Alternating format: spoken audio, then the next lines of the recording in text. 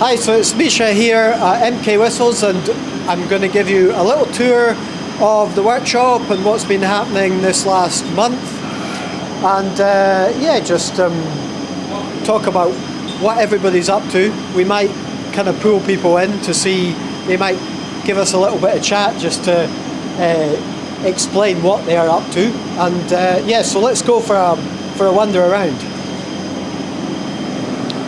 So we're kind of, obviously we make whistles, that is what we do, but at the same time we're always kind of updating the infrastructure in the workshop to make it easier for us to do our job. So for example here, Ronnie is just, he's working on a cable system for, we end up with cables all over this workshop.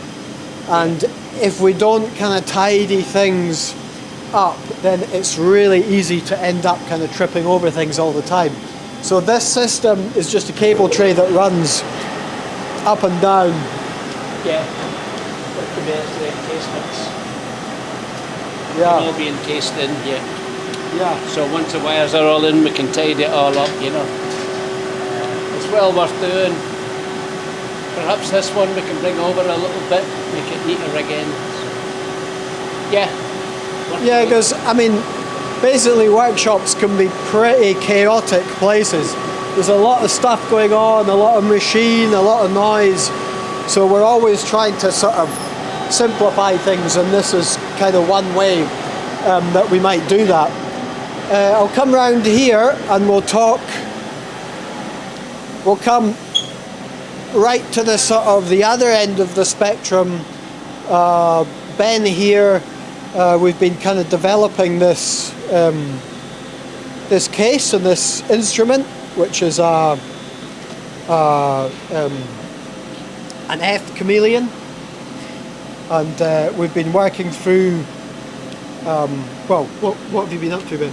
Well, we've been developing this for over a year now, and we've done a lot of different prototypes for this case. We've wanted to make sure that it's protecting the case, but it's also very lightweight as well. We've used a lot of foam for this as well, because it'll be very lightweight. It's also going to be very protective for the whistle and from the inside and the outside. We've incorporated a lot of features as well for incorporating a slot for the scale chart, the grease slide, as well as your likes of your tuner as well. For anyone that carries a tuner around, we've got an accessories box here. The case closes using these magnets, so that locates the case so it's easy to close.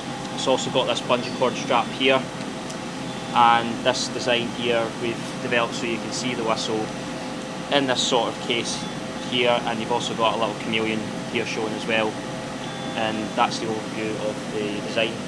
Yeah, we've played around with the design of the cases a fair bit in the last few years, and I think we've actually stumbled over a design that we could use, for a much bigger box of whistles. So we could have, 10 or 12 whistles in a case of this design, which I think is quite exciting. The actual layout, we've probably slightly driven ourselves crazy with adjusting things backwards and forwards. You can see, for example, the previous design is if you compare the thicknesses of the two designs, we've been, how many different cases of different thicknesses? This is version number 9, so we went through 9 different prototypes from that very first model. Yeah. This has changed. It's a night and day comparison. It's a night and day comparison. This is looking really, really nice now. That's still actually it's still plastic on the top there. There will be a stainless steel top plate, and then we've got a kind of a leather sort of backing. It kind of opens out with a spine. Yeah, exactly. So pretty nice the way it sits on the table. So yeah, that's one thing we're working on, which pretty happy with how that's going. Yeah, good. Happy. And then maybe we'll come round. There's actually a machine working away in the background here.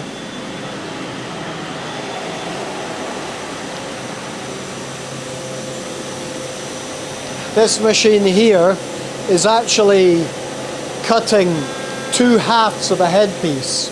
So headpiece of a whistle, we've actually decided to try something completely different with this and make 2 halves that kind of come together like a clamshell. We don't think anyone's really tried this before, not that we know of anyway. And yeah, it's quite an exciting kind of development. We've actually, the thing with a lot of these kinds of things is that you put quite a lot of time into doing something like this, and you don't really know if it's going to work or if it's not going to work. So, but that's just the reality of it.